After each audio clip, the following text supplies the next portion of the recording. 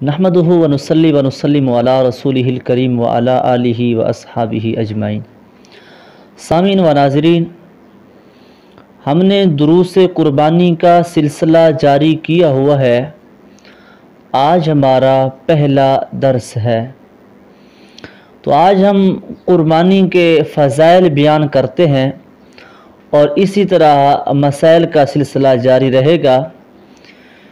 जो आदमी मसला पूछना चाहता है उसे चाहिए कि वो हमें कमेंट्स इनबॉक्स में हमें कमेंट करे या हमारे व्हाट्सएप ग्रुप पर वो हो मसला सवाल लिखे तो हम उसका जवाब देंगे।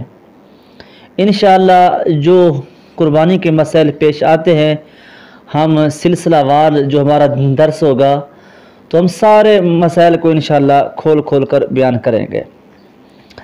तो हज़रत आयशा रज़ी अल्लाह ताला अन्हा का बयान है कि रसूल करीम सल्लल्लाहु अलैहि वसल्लम ने फरमाया कि बकर ईद की 10 तारीख को कोई नेक अमल अल्लाह ताला के नज़दीक कुर्बानी का खून बहाने से बढ़कर महबूब और पसंदीदा नहीं, और क़यामत के दिन कुर्बानी करने वाला अपने जानवर के बालों, सींगों और खुरों को लेकर आएगा और ये चीज़ सवाब अजीम मिलने का ज़रिया बनेगी।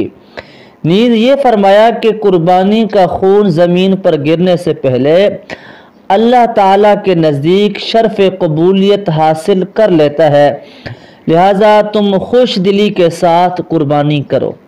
ये नबी करीम सल्लल्लाहु अलैहि वसल्लम की हदीस है जो कि सुनन इब्न माजा और तिरमिज़ी शरीफ में मौजूद है। हज़रत अबू सईद खुदरी रज़ी अल्लाह ताला अन्हु से रिवायत है कि रसूलुल्लाह सल्लल्लाहु अलैहि वसल्लम ने इरशाद फरमाया कि ऐ फातिमा, जाओ अपनी कुर्बानी पर हाज़िरी दो, क्योंकि उसके खून से जो ही पहला कतरा गिरेगा तुम्हारे सारे गुनाह माफ़ हो जाएंगे।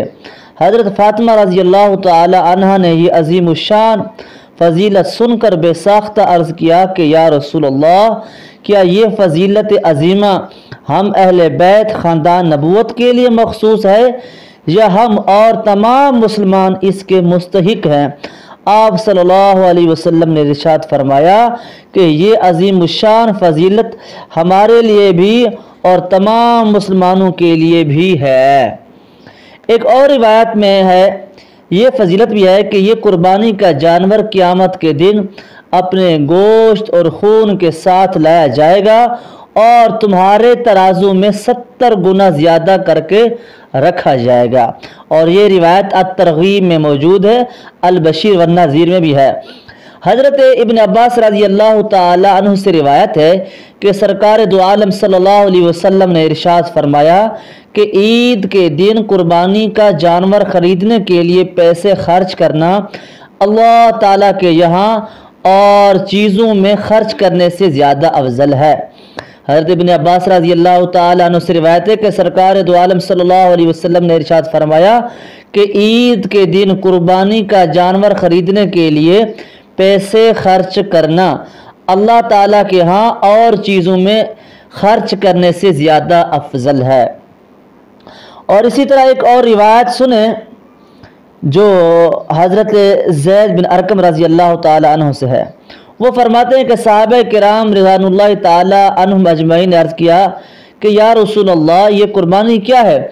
आप सल्लल्लाहु अलैहि वसल्लम ने फरमाया, ये तुम्हारे बाप इब्राहीम अलैहिस्सलाम की सुन्नत है। उन्होंने अर्ज़ किया कि या रसूल अल्लाह, इसमें हमारा फ़ायदा क्या है? आप सल्लल्लाहु अलैहि वसल्लम ने फरमाया, तुम्हारा फ़ायदा ये है कि तुम्हें जानवर के हर बाल के बदले में एक नेकी मिलेगी।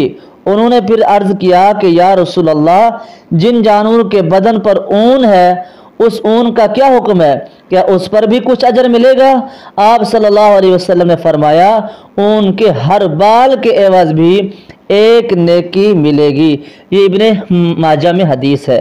और वो लोग जो कुर्बानी की वुसअत रखते हैं और कुर्बानी नहीं करते, उनके बारे में नबी करीम सल्लल्लाहु अलैहि वसल्लम ने क्या इरशाद फरमाया है, ज़रा सुनिए।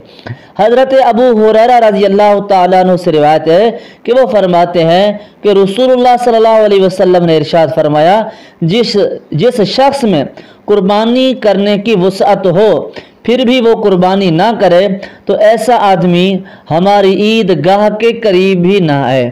یہ حضور صلی اللہ علیہ وسلم نے اس شخص کے متعلق فرمایا ہے جو وسعت بھی رکھتا ہے اور قربانی نہیں کرتا۔